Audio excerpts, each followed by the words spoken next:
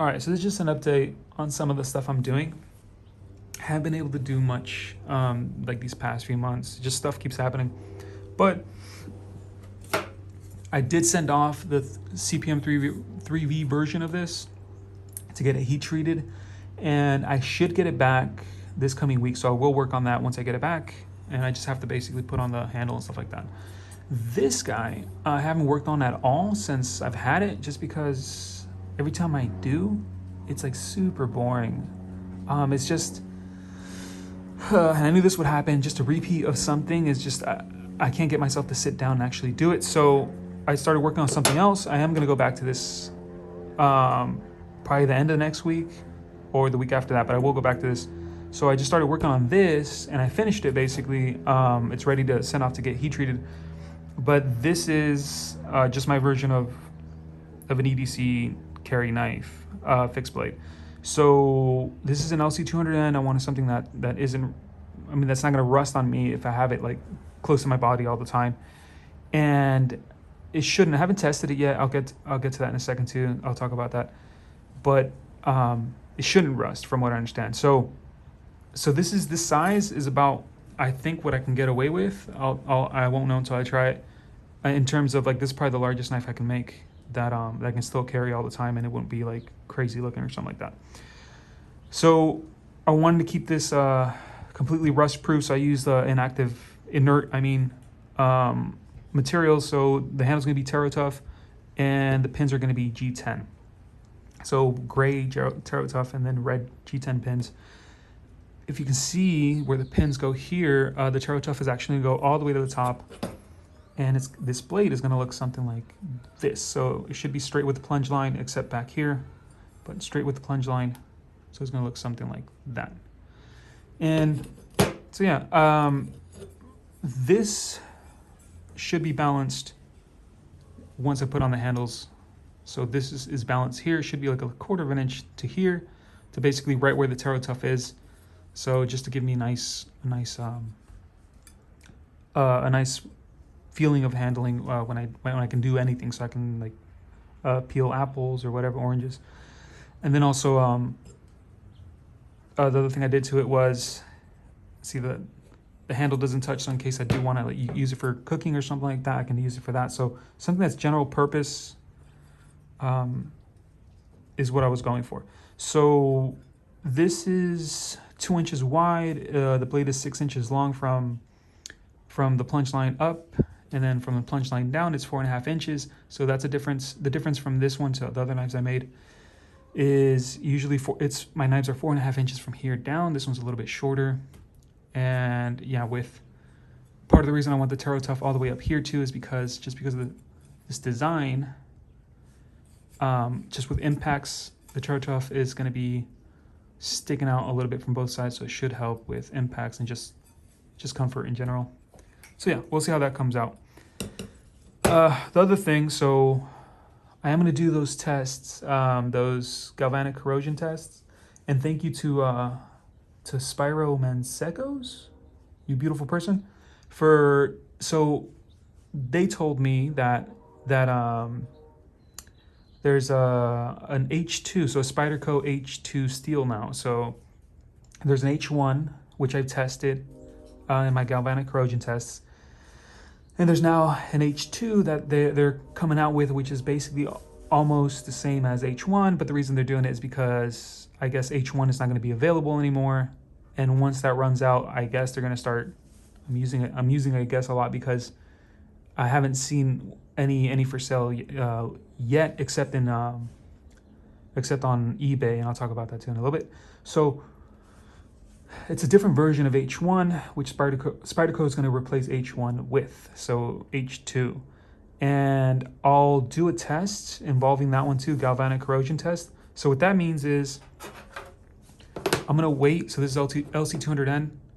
I'm going to, even though I have the pieces now that I can test LC200 in those galvanic corrosion tests, I'm going to wait until I buy an H2 knife. The thing is, the ones I found are all serrated, and I want a plain edge one because I also want to compare the cutting capabilities of H1 compared to H2. H1 is terrible.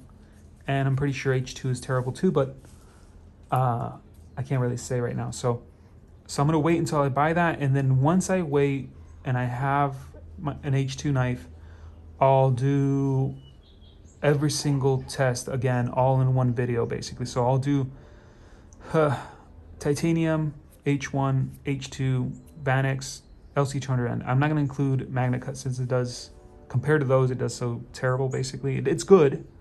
I mentioned it's maintenance free if you just like carry it every day and that's it. As long as you don't keep it inside salt water, it's fine. But compared to the rest, it's not comparable. So yeah, that's coming up, but it's not going to be until a while since I haven't seen an H2 knife in a while. I mean, I won't see one in a while too. So, okay. And then last is, so I'm going to make another LC200N knife, and that's way in the future, I guess, because, well, whatever. But I can't compare this. I want to compare LC200N to Vanex and MagnaCut in terms of just using for work, basically. And just so far, MagnaCut's better than Vanex in the way it holds an edge and edge stability too. So I have a knife from MagnaCut that I ground to a 0 bevel, and then I have a Vanex knife, the same thing. And I've used both for work, and the Vanex knife just gets beat up a lot more from the same use. It just, the edge has gone through a lot more problems, and MagnaCut is just held up better with basically the same grind. So I want to do the same thing with LC200N, and I can't do it with this one, even though this one's going to be a 0 grind too with a convex edge and all that stuff.